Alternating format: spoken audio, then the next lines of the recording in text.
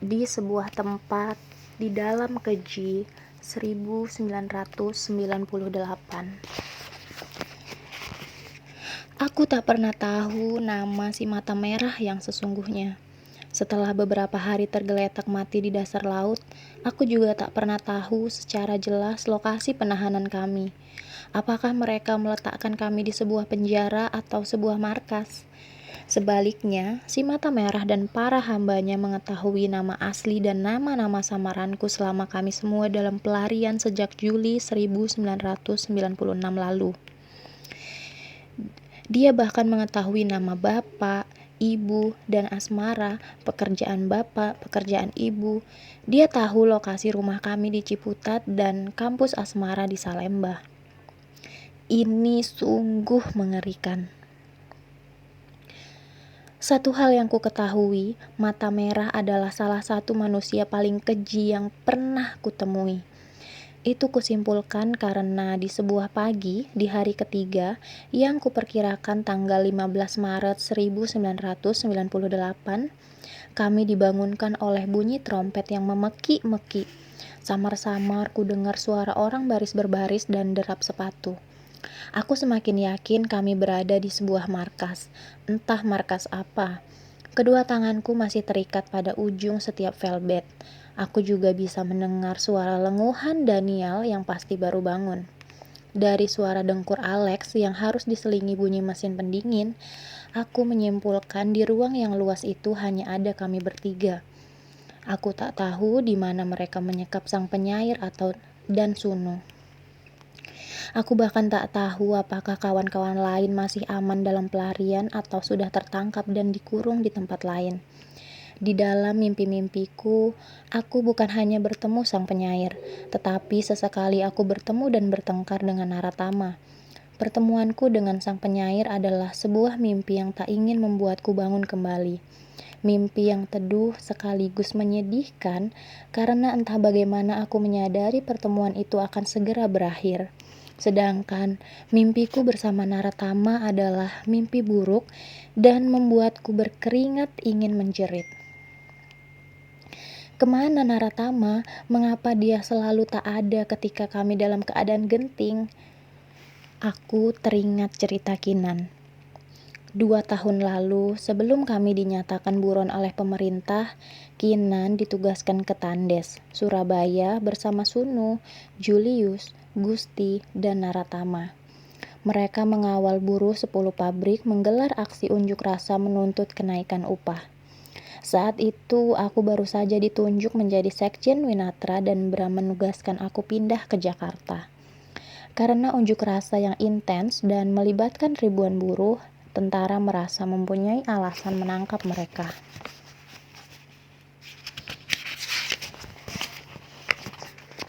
Kami dibawa ke dalam satu ruangan dan digabung bersama mahasiswi lain, sedangkan Sunu, Julius, dan Gusti diinterogasi di ruangan sebelah.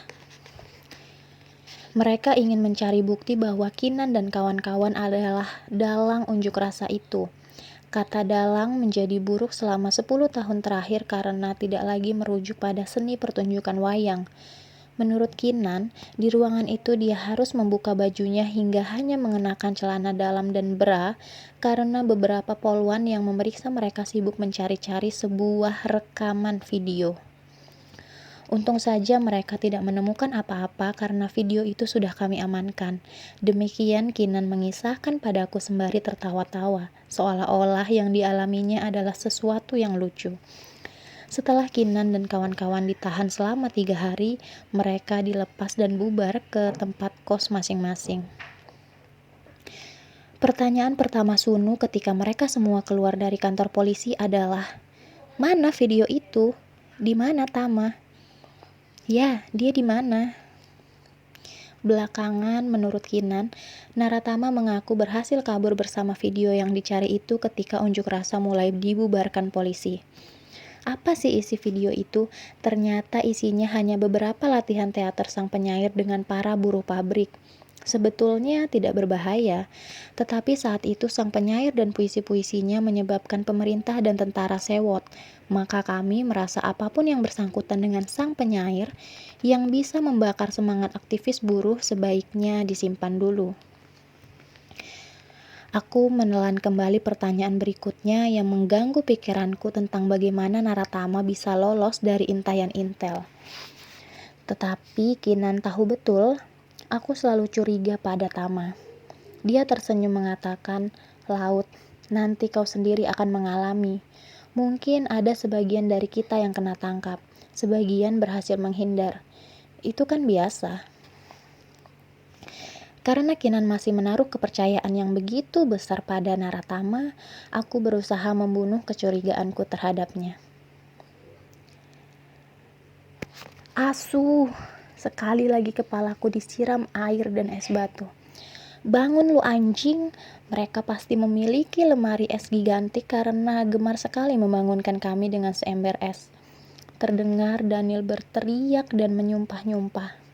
Alex terdengar menggeram-geram, sedangkan aku masih mencoba berdamai dengan setumpuk darah kering pada bibir, wajah bengkak, dan tulang hidung yang patah yang membuatku sulit bernapas. Aku hanya bisa berharap kepala dan sebagian badanku yang basah oleh siraman es ini akan kering dengan sendirinya karena kedua tanganku masih diikat ke pojok velvet. Salah seorang dari mereka mendekatiku. Aku bisa merasakan tangan sebesar kayu balok itu mencengkram pergelangan tanganku. Ajaib, rupanya dia tengah membuka kedua ikatan tanganku. Tetapi mereka tetap membiarkan mataku tertutup. Belum sempat aku menggaruk-garuk tanganku yang gatal bukan main, mereka memaksaku berdiri dan berjalan. Tak ada pilihan untukku selain patuh, berdiri, dan mencoba berjalan. Baru saja beberapa langkah sebuah kaki menendang punggungku. Aku terjerembab dan seseorang memaksa aku duduk di sebuah kursi lipat. Lalu mereka memborgolku kembali. Aku bisa mencium bau rokok dan aroma kopi. Ku dengar suara sendok yang mengaduk-aduk gelas dan hirupan pertama kopi. Bau rokok dan kopi dan rasa represi yang mengungkungku memberi pesan bahwa si mata merah ada di hadapanku. Sudah ingat di mana tempat persembunyian Kinanti? Benar, itu suara si mata merah, berat dan menekan. Aku tak menjawab karena aku memang tak tahu di mana Kinan bersembunyi dan bersyukur bahwa dia belum tertangkap. Winatra, apa artinya? Suara berat dan tenang si mata merah itu terasa menekan. Aku memutuskan tidak menjawab. Jika dia tahu secara rinci tentang keluargaku, pasti dia juga sudah tahu kegiatan Winatra dan Wirasena. Tiba-tiba satu tinju melayang ke perutku. Ah! Winatra dan Wirasena, ini semua anak didik Arifin Bramantio yang sudah membusuk di penjara. Masih juga kalian setia pada anak kurus itu? Si mata merah tertawa kecil. Laut, kita diskusi saja. Ayo santai, dia mendehem yang diterjemahkan sebagai sebuah perintah oleh salah satu anak buahnya.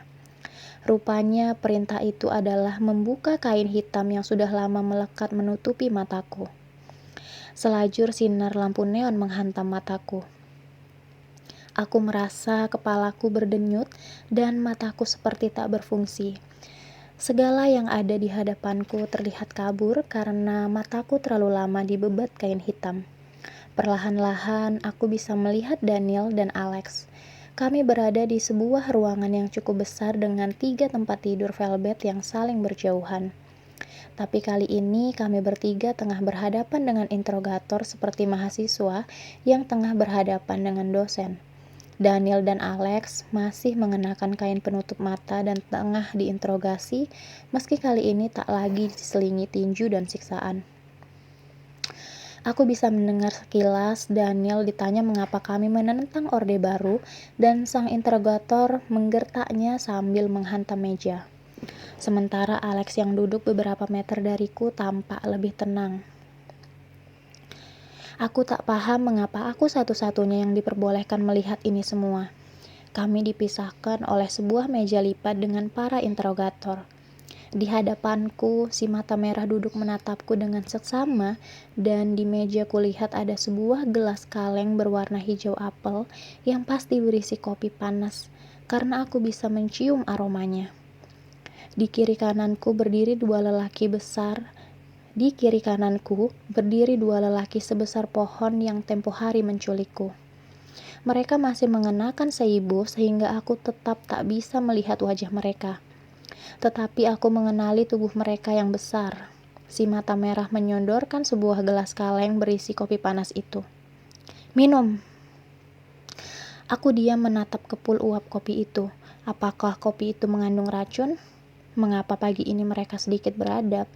Atau mungkin itu metode mereka, bertanya baik-baik pada pagi hari, lalu menyiksa pada siang hari, kemudian menghirup darah kami pada malam hari. Demikiankah cara kerja mereka? Minum, si mata merah setengah memaksa.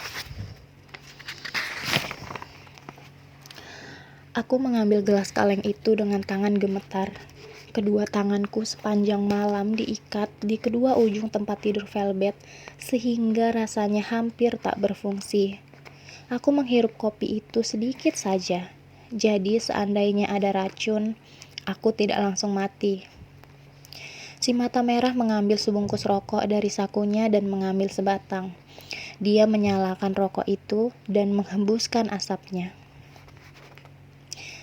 Kenapa kalian berniat mengganti presiden?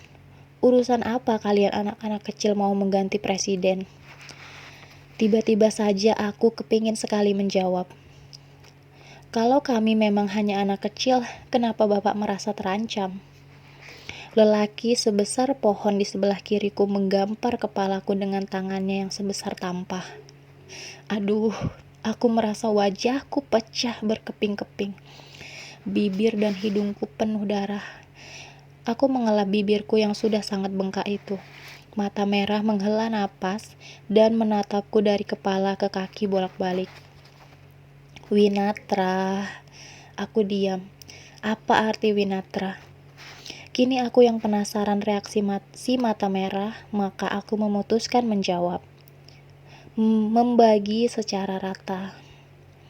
Mata merah menatapku. Bibirnya mencibir. Membagi secara rata, seperti ajaran komunis begitu.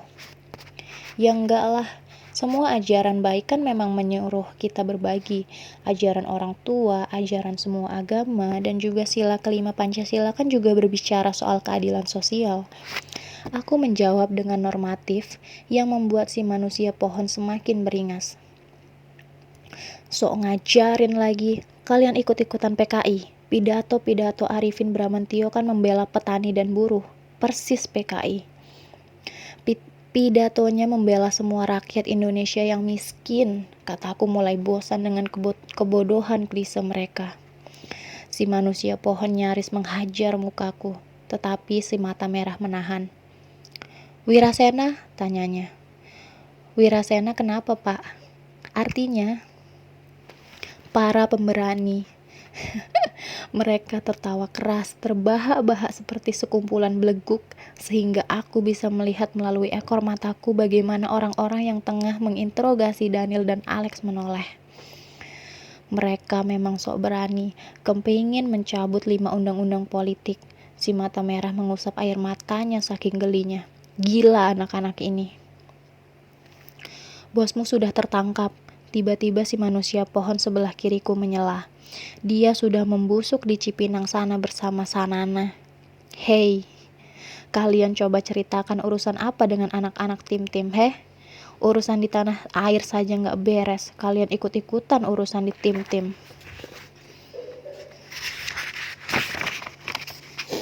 Aku diam karena tim-tim memang lebih bagian Julius dan Dana. Mata merah kembali mengisap rokoknya dan membuang asapnya tepat ke wajahku. Begini, terserah kamu mau bungkam atau bersuara, Kinanti akan tertangkap suatu hari. Aku masih diam. Si mata merah mengabsen nama-nama anak-anak Wirasena dan Winatra satu persatu, dan aku sengaja tidak memberi reaksi apapun. Aku hanya heran mengapa dia sama sekali tak menyebut nama Naratama. Juga para pelukis teman kalian, para seniman, si mata merah tersenyum. Tampaknya dia bisa membaca horor di mataku ketika dia menyebut kata seniman. Abi, Hamdan, Coki. Aku masih diam, mulai terbiasa bersikap seperti patung. Dan tentu saja si kecil manis Anjani. Tai, aku tak bisa tak berontak dan mencoba melepaskan diriku. Tanganku diborgol dan sekaligus diikat pada kursi lipat jelek ini. Aku mengguncang-guncang tanganku dengan sia-sia dan para manusia pohon cuma terkekeh-kekeh mengeluarkan duit dari kantong mereka. Apa gua bilang, pacarnya si kecil Anjani bukan Kinan. Mana? Aku berharap para malaikat bisa melindungi mereka. Sungguh, biarlah kami saja yang ditangkap, ditinju, diinjak, atau... Tai, si mata merah menyudutkan rokoknya ke lengan kananku, lengan kiri, telapak kanan, telapak kiri, perlahan dan membakar. Aku menjerit-jerit dan dia tersenyum senang. Bayangkan kalau kulit Anjani yang putih itu aku perlakukan seperti ini. Aku menahan diri untuk tidak murka. Semoga dia tak memperhatikan gemeletup gigiku. Pantas saja Bram melarang sesama aktivis Winatra untuk jatuh cinta. Beginilah akibatnya. Cara menyundut pacarmu itu ada seninya, si mata merah tersenyum. Mula-mula aku akan menyundut ujung kakinya yang putih dan mungil itu, lalu perlahan naik ke betisnya. Cus, cus, dia mengatakan itu sambil menyundut pipiku. Aku menjerit-jerit. Si mata merah berlagak tuli dan meneruskan keasyikannya berfantasi. Aku yakin orang semacam dia hanya bisa orgasme setelah puas menyiksa orang lain. Biasanya perempuan senang dielus-elus pahanya, ya enggak? Mata merah tersenyum memainkan batang rokoknya yang menyala-nyala. Di paha kiri 2 kali sundut, di paha kanan 2 kali sundut, lalu ke tengah, ke fa. Entah dari mana tiba-tiba saja aku mendapatkan kekuatan untuk bangun bersama kursi lipat jelek itu dan menyerunduk mata merah. Aku tak tahu apa yang terjadi setelah badanku habis diinjak-injak si manusia pohon dan manusia raksasa. Mungkin aku akan mati, karena kali ini aku melihat sang maut berdiri di hadapanku, hitam dan tinggi serta bersinar-sinar. Lalu dia mengatakan, "Kau belum mati, Laut." Cinta datang begitu saja, tanpa rencana, tanpa pengumuman. Dia lahir dan tumbuh sebagai reaksi pertemuannya dengan sekuntum bunga. Aku ingin muntah mendengar ucapan Naratama. Dia tengah sok berpuisi di samping Anjani yang asik melukis tokoh Sita berbaju hitam di dinding belakang rumah hantu. Anjani tampak terus mengusapkan kuasnya ke dinding seperti tak terpengaruh ucapan Tama. Hanya beberapa meter dari mereka, aku menyaksikan keduanya dari jendela dapur sembari merebus air untuk memasak mie instan. Malam sebelumnya kami habis berdiskusi dan Daniel terserang flu, batuk, semprot-semprot pilek, dan sedikit demam. Air mendidih dan aku memasukkan beberapa lembar kulit ayam yang kuperoleh dari tukang sayur. Kuiris bawang putih kecil-kecil, lalu kucemplungkan ke dalam kaldu. Dari jendela aku bisa mendengar suara Naratama yang sengau itu merayu Anjani dengan cara membicarakan puisi-puisi Rendra dan moral Diego Rivera. Lelaki ini memang tai karena tampaknya tak pernah kehabisan referensi. Mendidih tuh, masukkan mie. Sang penyair menyentak dan membuatku agak malu. Mie instan aku keluarkan dari bungkusan, lalu aku memasukkan mie, potongan cabai rawit, dan bumbu yang sekejap menimbulkan wangi yang sedap. Aku tahu ini bukan menu yang akan membahagiakan ibu yang selalu mengkhawatirkan soal nutrisi kami. Tetapi untuk kehidupan mahasiswa dan aktivis, mie instan buatanku sudah cukup mewah karena akhir dari masakan serba cepat ini akan ditutup dengan sebutir telur. Sekadar ingatan, telur adalah barang berjuis di rumah hantu, maka lazimnya aku menyembunyikan telur di pojok lemari es agar tidak disabet anak-anak lain. Upaya yang sia-sia, karena biasanya mereka semua tahu tempat persembunyian makanan.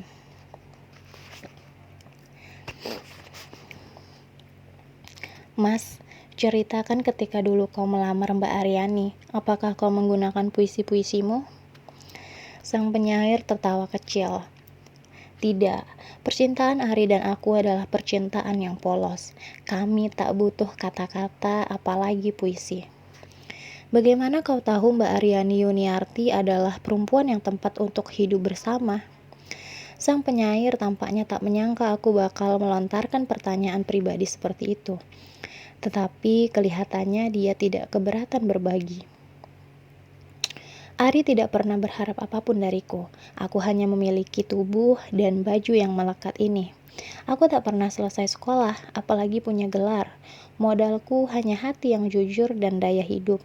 Bagi Ari, semangatku memperjuangkan keadilan sudah cukup membuat dia memutuskan untuk hidup bersamaku selamanya.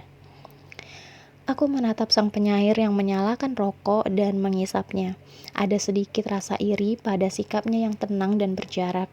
Dia kelihatannya tak pernah sibuk menghadapi gejolak remaja yang memalukan ini. Sang penyair bertemu Aryani dan mereka menikah muda, tapi dia dan puisi-puisinya menjadi api bagi gerakan-gerakan kami. Dari jendela, aku melihat Naratama mencoba bertanya-tanya tentang cat yang digunakan Anjani. Uap yang berkepulan dari panci mie menggambarkan kecemburuanku saat ini. Aku tak bisa apa-apa selain memecahkan telur, membiarkan telur itu matang di atas mie, dan mengangkatnya.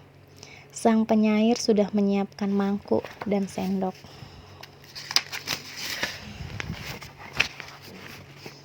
Mas, mau saya buatkan? Masih ada satu kardus mie instan bawaan Gusti dan Naratama. Sang penyair menggeleng. Aku menuang seluruh isi panci ke dalam mangkuk.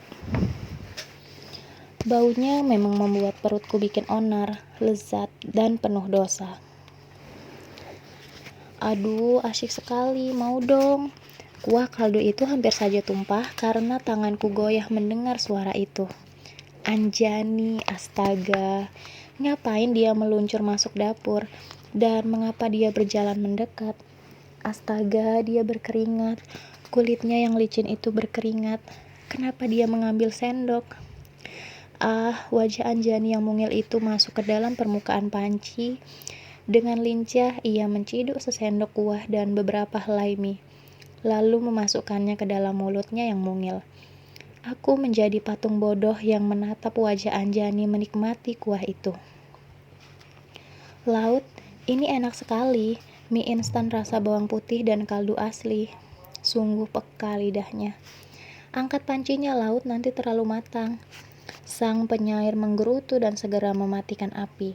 Dia menyerobot tanganku, menuang seluruh mie, kuah, telur ke dalam mangkuk.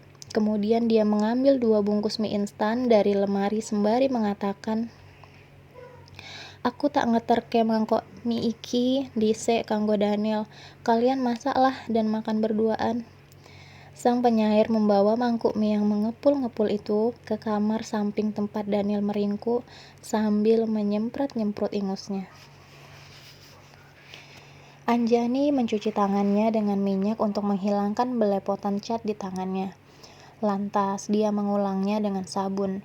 Seusai mengelap kedua tangan mungil itu, segera saja Anjani menyambar 2 bungkus mie instan tadi. Dia mengambil air, menyalakan api, dan menggodoknya. Buru-buru aku mengambil sisa kulit ayam dan bawang putih dengan sigap memotong-motongnya. "Oh, inikah rahasianya?" tanyanya dengan nada takjub. Kedua matanya bening dihiasi bulu mata yang cantik. "Kulit ayam dan bawang putih. Bisa juga kaki ayam, tapi tadi tukang sayurnya." Anjani tersenyum. Aku baru menyadari, Anjani begitu mungil sehingga dia harus menengadah saat berbicara denganku. Dia tertawa kecil melihat aku mendadak tak bisa menyelesaikan kalimatku. Kata Tama, kau suka memasak untuk kawan-kawan. Aku berusaha menahan gejolak hatiku mendengar nama itu dan mengangguk. Kalau ada waktu dan ada bahan, seadanya saja. Kata Tama, nasi goreng buatanmu enak sekali. Apa dia cuma berbincang dengan Tama di Republik sebesar ini? Biasa saja. Mungkin karena aku memperhatikan bumbu. Apa yang ada di dapur minim ini aku bikin sebisaku. Dan untuk anak-anak ya terasa enak. Aku mengecilkan api karena kaldu sudah mendidih dan menimbulkan buih. 2 bungkus mie instan yang tadi disodorkan sang penyair kubuka dan kucemplungkan. Kemudian kucemplungkan juga telur dan kali ini aku memasukkan irisan cabai rawit. Anjani menyediakan 2 buah mangkuk dan membantu menuang mie yang baunya sangat sedap itu ke dalam mangkuk kami masing-masing. Kemana dia? Siapa? Narasumbermu, Naratama. Aku tak berhasil menyembunyikan kecemburuanku. Anjani tersenyum seperti memahami kalimatku yang bernada mutung. Dia mau membicarakan urusan belangguan dengan Kinan. Kami duduk berhadapan dan Anjani begitu peka akan kegugupanku karena aku tak kunjung membuka pembicaraan. Dengan berbicara santai, Anjani berhasil menggilas rasa kikuku seolah-olah kami sudah begitu lama berkawan. Dia sangat percaya diri sekaligus memahami lawan bicara yang susah bicara seperti aku. Dia memuji lezatnya kuah mie instan itu dan sungguh berbeda dengan yang biasa dia makan. Aku tidak tahu bagaimana membalas pujiannya selain dengan memuji mural yang sudah hampir selesai itu. Aku masih takjub dia memilih cerita yang subversif dari pakem. Sita menyelamatkan Rama yang diculik dan nyaris dibunuh oleh musuhnya. Mengapa? Subversif, ujar Anjani sembari mengunyah mie dan senyumnya perlahan mengembang. Aku ingin sekali perempuan tak selalu menjadi korban, menjadi subjek yang ditekan, yang menjadi damsel in distress. Ya, tempo hari kau sudah menjelaskan itu. Anjani tertawa. Wah, kamu ingat ucapanku, itu langka. Maksudmu? Pengalamanku, lelaki di rumah maupun di kampus jarang mendengarkan ketika perempuan bicara. Mereka gemar memotong kalimat lawan bicara mereka. Anjani menyimpulkan dan saat itu aku langsung memutuskan Asmara dan Kinan pasti akan cocok membentuk trio bersamanya. Percayalah, anak-anak Winatra sangat mendengarkan, lelaki atau perempuan. Aku mencoba membela kaumku dengan setengah hati. Karena yang dikatakan Anjani memang benar. Maksudku begini, mengapa kau secara pribadi menginginkan konsep moral seperti itu? Apa yang mendorongmu? Anjani menatapku seolah dia belum pernah mendengar pertanyaan itu. Mungkin karena aku tumbuh dan besar bersama banyak lelaki di rumahku. Aku punya 3 kakak lelaki dan ayahku cukup dominan. Ada suasana maskulin yang berlebihan di rumah kami. Bayangkan bagaimana mereka memperlakukan si adik bungsu, satu-satunya perempuan. Anjani bercerita sambil mengunyah mie instan dengan nikmat yang kini sudah tinggal setengah mangkuk itu. Aku tahu penghuni rumah hantu sangat menyukai mie instan buatanku. Tetapi melihat betapa lahapnya mulut kecil cantik itu menikmati masakanku, meski sekedar mie instan, membuat dadaku terasa mekar. Pasti mereka menyayangi dan melindungimu. Lebih tepat lagi, mereka membuat kawan-kawan lelaki kabur sejauh-jauhnya, katanya dengan nada jengkel sambil mengais-ngais sisa mie dari dalam mangkuk. Dia lalu mengangkat mangkuk itu dan menghirup seluruh kuahnya. Pantas saja Kinan cocok dengan Anjani. Keduanya sama-sama doyan makan.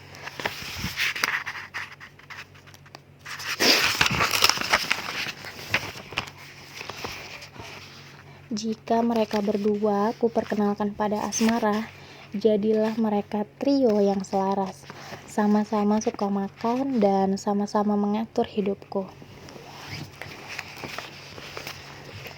Seorang adik perempuan sering tak sadar jika kakaknya meledek, menggoda, dan mengganggu, sebetulnya karena sayang. Kataku mencoba mengingat-ingat hubunganku dengan Asmara, dan berapa puluh kali aku membuatnya menangis saat kami masih kanak-kanak. Adikmu perempuan? Ya, tapi kami hanya berdua. Jadi kelihatannya kekuatan perang gender cukup seimbang. Aku mencoba berpikir sejenak. Atau sebetulnya para perempuan di rumah, ibu dan Asmara sangat dominan. Aku semakin takjub bisa tertawa di hadapan Anjani. Problemnya memiliki 3 kakak lelaki bukan hanya mereka memberikan perlindungan yang berlebihan, tetapi mereka memperlakukan aku seperti teritori mereka. Jadi, jika ada kawan lelaki, hanya lelaki saja by the way, mereka bertingkah seolah teritori mereka terancam oleh musuh. Mengapa keluhan ini mirip sekali dengan gerutuan Asmara? Aku mulai mengerut. Mengapa aku merasa ada semacam benang merah antara Asmara, Kinan, dan Anjani? Apakah karena mereka suka makan enak dan tak ragu untuk menambah berkali-kali? Mas Indra misalnya, sudah kuliah di Bandung pun hampir setiap hari mengecek aku di Jakarta. Mas Raka dan Mas Mahesa lebih menjengkelkan lagi. Ketika aku memilih isi Yogyakarta sebagai pilihan pertama, mereka mencoba meyakinkan orang tua kami bahwa itu ide yang mengkhawatirkan, karena tak akan ada yang menjagaku di sini. Tetapi selain persoalan lokasi, aku juga harus menjelaskan mengapa aku tak ada pilihan lain di luar studi seni rupa.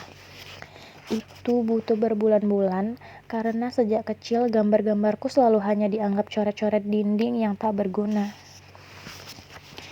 Anjani menceritakan bagaimana ia harus meyakinkan kedua orang tuanya, terutama bapaknya, bahwa dia tak akan bolos kuliah, tak akan keranjingan pesta atau pergaulan bebas.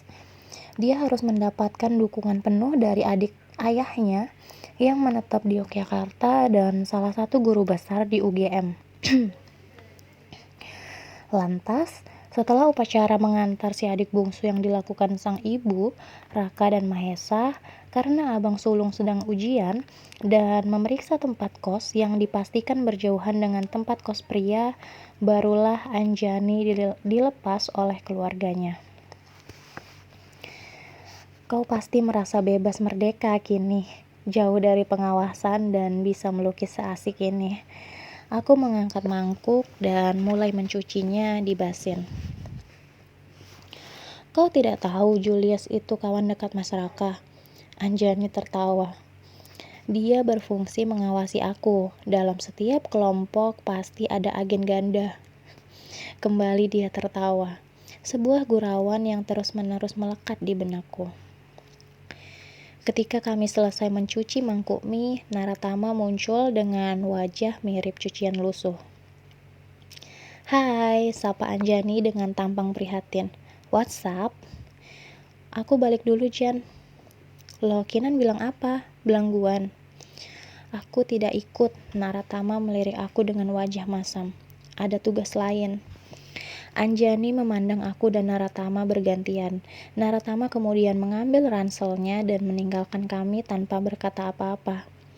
Baru kali ini aku melihat dia begitu layu dan murung.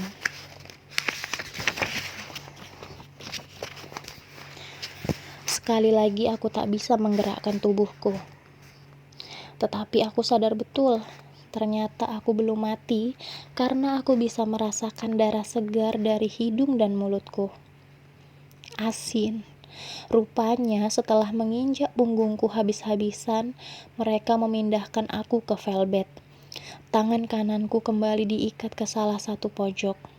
Jelas mereka juga mendatangkan dokter untuk memeriksa tulang-tulangku, memastikan tak ada yang patah, dan mengobati luka-luka bekas tinju dan tamparan.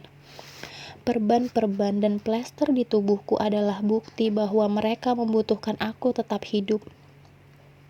Aduh, aku pengen kencing.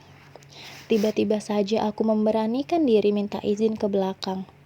Betul-betul harus ke WC, kalau tidak bakalan keluar di sini, kataku setengah mengancam.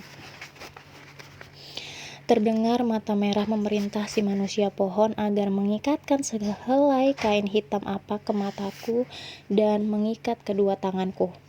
Aku digelandang si manusia pohon berjalan melalui sebuah pintu besar. Aku merasa kami berjalan melalui koridor yang tak terlalu lebar karena si manusia pohon menyuruh aku berjalan di depannya. Aku merasa ada banyak orang di kiri kananku yang sibuk bekerja dan seolah tak peduli bahwa ada tawanan seperti aku berjalan melalui mereka dengan mata ditutup, tangan diikat, dan badan babak belur penuh darah. Ada juga satu dua suara yang sayup-sayup berkata, "Oh, ini yang baru diambil." Beberapa saat tiba-tiba saja aku merasa ada serangkaian blitz kamera menyerangku. Tap tap tap, tap tap tap. Meski mataku tertutup kain hitam, kilatan blitz itu tetap mengganggu seperti kamera paparazzi yang tengah mengejar narasumbernya. Aneh sekali, mengapa ada yang tertarik memotretku?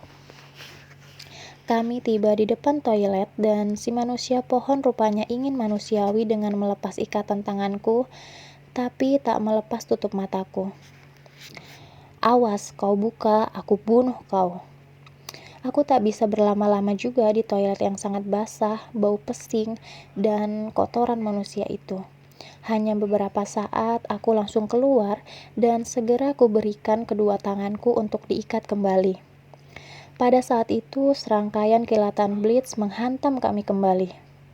Manusia pohon menggerutu, "Kau ini jangan tolol, sanalah fotonya." Terdengar tawa yang ringan. Di mana aku mendengar suara tawa seperti itu? Setelah sesi interogasi yang tak terlalu keras dibandingkan hari pertama, tangan kiriku diikat kembali ke pinggir velvet dan tangan kananku dibiarkan bebas. Rupanya karena itu waktu makan. Karena mataku masih ditutup, aku hanya bisa menebak rasa dan bentuk makanan itu. Nasi bungkus. Tentu saja aku sulit menikmatinya. Bibirku masih bengkak dan berdarah, lidahku terasa asin darah. Hidung dan mataku juga masih penuh darah kering. Tetapi aku mencoba menelan sebisanya agar tidak kelaparan. Tiba-tiba saja aku teringat gulai tengkleng buatan ibu. Dan begitu saja aku semakin merasa berdosa karena keluargaku pasti belum tahu aku sedang disekap dan tengah mencoba makan dalam keadaan babak belur. Sehabis makan dan minum, tiba-tiba saja ada sebuah tangan yang terasa hangat memegang lenganku. Aku menebak-nebak dia pasti seorang dokter karena dia memeriksa dadaku dengan stetoskop, lenganku, leherku, dan telingaku. Luka-lukaku diberi obat merah dan aku hanya bisa mendengar dia berbisik-bisik melaporkan keadaanku, Alex, dan Daniel kepada entah siapa. Mungkin seorang komandan di atas si mata merah. Tak lama kemudian, aku mendengar mata merah mendekatiku sekaligus menyeret sebuah meja. Ah, meja penyetrum sialan itu. Tidakkah mereka bosan menyiksa kami dengan alat setrum itu? Sekali lagi terdengar suara mata merah bertanya. "Di mana Kinanti? Siapa orang-orang yang menggerakkan kami?" Lalu mereka sekali lagi mengabsen nama-nama besar yang selama ini hanya menjadi tokoh idolaku saja karena berani bertahan diinjak Orde Baru. "Tidak tahu, tidak kenal mereka," jawabku jujur. "Bohong." Alat setrum itu menyengat paha dan dadaku. Raunganku begitu keras saling bersahutan dengan teriakan Daniel dan Alex. "Di mana Kinanti? Apakah mereka tuli? Kenapa mereka menganggap kami bakal bisa mengarang-arang sebuah lokasi?" Tiba-tiba saja ikatanku dilepas dan tubuhku dijungkir balikan. Kakiku diikat dan digantung seperti ayam panggang yang dijual di warung-warung di petak 9. Sekarang kau sudah ingat posisi Kinanti di mana? Jakarta, Yogyakarta, Solo. Tidak tahu. Kali ini pecut listrik itu menghajar kaki dan punggungku. Sakitnya menusuk saraf. Aku menjerit dan minta dibunuh saja karena sungguh sengatan pada saraf ini tak tertahankan sakitnya. Pecut listrik dihentikan. Kali ini penutup mataku dibuka. Di hadapanku duduk si mata merah yang tampak begitu marah karena aku tak kunjung memberi informasi apapun. Dia mengambil sebuah kotak kayu dan memperlihatkan isi kotak itu kepadaku. Saya ini penyayang binatang, katanya tersenyum. Semua binatang saya pelihara. Ular, harimau, monyet, anjing, banyaklah. Tapi saya juga senang serangga yang cantik dan agresif. Dia membuka kotaknya dan memamerkan isinya kepadaku. Karena posisi kepalaku masih terbalik, agak sulit aku melihat isi kotak itu. Si mata merah kemudian mendekatkan kotak itu ke mataku. Jempol dan telunjuknya kemudian mengambil sesuatu dari dalam kotak itu. Seekor semut rangrang merah yang luar biasa besar. Perkenalkan, ini kawan saya bernama Angelina. Dan ini dia mengeluarkan semut lain yang lebih besar lagi dengan kaki yang menggasak udara. Yunita. Keduanya sangat senang menggigit bola mata manusia. Kata Angelina dan Yunita, darahnya sedap. Mata merah tersenyum seperti iblis. Bola matanya berkilatan. Dia tampak bergairah sekali. Perlahan, dia mendekatkan kedua semut itu ke bola mataku.